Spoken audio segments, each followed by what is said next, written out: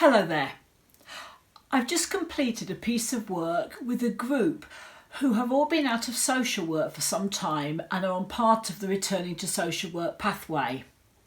My part has been really specifically around helping them to get that job. They've been a great group to work with and we've had loads of good discussions, even though some of them were quite nervous about the virtual platform at first. But the focus of what I want to say today is to think about how to get that job. And sadly, how do I get a new job is going to be very, very relevant in the coming months for many people.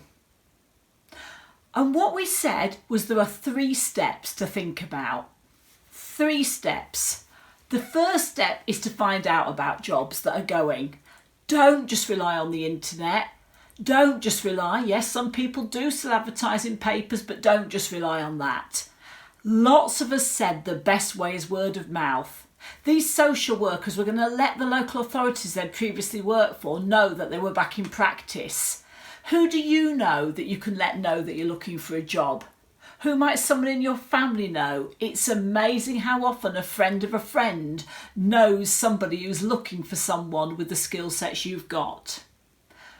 Once you've found a job to apply for, step 2 is to get through that first part of the process. A well-written, clear application. Stick to what's asked. If the application says no CVs and wants you to fill in an application form, then make sure you do it.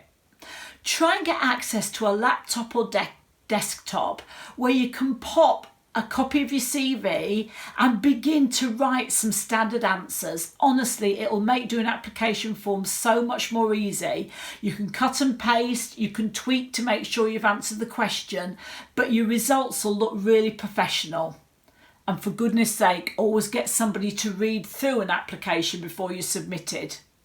I nearly submitted one today that said I was very fond of using polls in Zoom, which I am, but unfortunately I'd put that I liked using pools in Zoom. I had sort of visions of myself swimming in the virtual space. And then the third stage is getting through that interview. I could talk loads more about that and I will do some follow-up because I have been asked by that group for more tips.